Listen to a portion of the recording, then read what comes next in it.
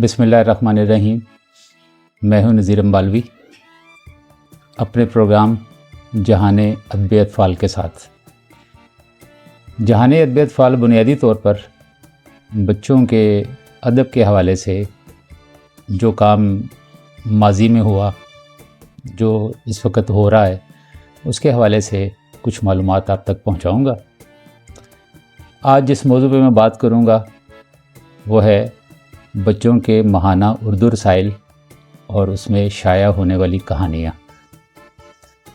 دیکھیے کہ بچوں کے لکھنے والوں کا تازہ ترین اظہار جو ہے وہ بچوں کے رسائل ہی میں ہوتا ہے، اور پھر ان رسائل میں چھپی ہوئی تحریروں کو اس کی تعداد جو ہے کتابی شکل میں آنے کی وہ 20 سے 25% ہے۔ بعض اوقات یہ ہوتا ہے کہ وہ لکھنے والا خود اپنی اس کہانیوں کو یکجا کر کے اس کو شائع کروا لیتا ہے، اور بعض اوقات یہ ہے کہ وہی ادارہ جس میں وہ کہانی چھپی ہوئی ہوتی ہے وہ اس کا انتخاب بھی شائع کرتا ہے۔ تو یوں آپ سمجھ لیجئے کہ 75% چھپا ہوا تازہ ادب وہ ان رسائل تک ہی محدود رہتا ہے اور کتابی شکل میں نہیں آ پاتا۔ یہ صورتحال قیام پاکستان سے لے کر آج تک موجود ہے۔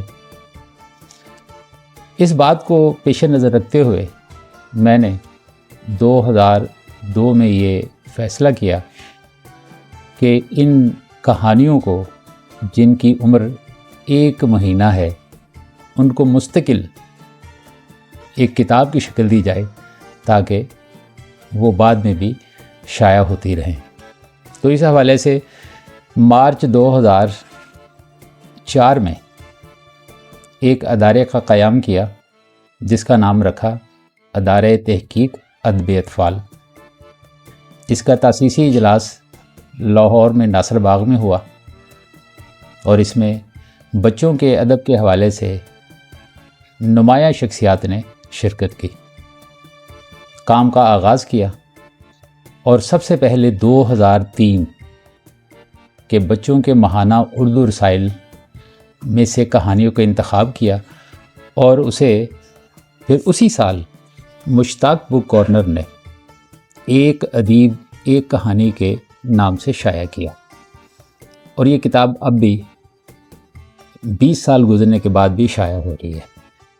اس کتاب میں بنیادی طور پر بچوں کے لکھنے والے تمام نمایاں لکھنے والوں کی تحریر اس میں شامل ہے۔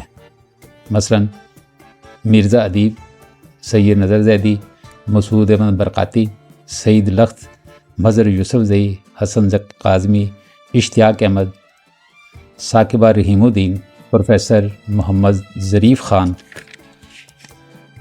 پروفیسر مجیب ظفر انوار حمیدی، محمد فاروق دانش، محمد عادل منہاج، محمد ادریس قریشی، علی اکمل تصور، یعنی کہ لمبی فہرست ہے، اور اس میں 2003 کی کہانیوں کا انتخاب کیا گیا۔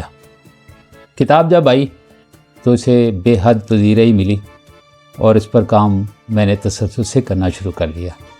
2003، 4، 5، 6، 7، 8 اور 9 اور 10 تک یہ کام مختلف اداروں سے شائع ہوتا رہا، جن میں سے ایک کتاب یہ 2004 کی، یہ ہے سنہری کرن، اور یہ چودھری غلام رسول اینڈ سنز نے کتاب شائع کی۔ اس کے بعد انہوں نے یک بعد دیگرے بچوں کے ماہانہ اردو رسائل، یہ 2005 کا انتخاب ہے، جگنو میاں کی دم، اور یہ بھی چودھری غلام رسول اینڈ سنز نے شائع کیا۔ پھر اس کے 2007 کی یہ کتاب ہے بحروں کا شہر، یہ بھی بچوں کے ماہانہ اردو رسائل پر مبنی یہ کتاب ہے۔ پھر 2008 میں جو کتاب شائع کی گئی وہ ہے ایک دیے کی روشنی، یہ 2008 میں بچوں کے رسائل میں چھپی ہوئی تحریروں کا انتخاب ہے۔ اسی طریقے سے ایک تھی شانی، 2009 کہ بچوں کے رسائل میں جو کچھ شائع ہوا اس کو کتابی شکل میں لایا گیا۔ اور اس کے بعد ایک اور کتاب ہے 2010، اور جیت کے نام سے یہ کہانی شائع ہوئی۔ اب یہ سفر جاری ہے اور اس کو ہم اب بچوں کے ادب کی الف لیلا کی طرف لے گئے۔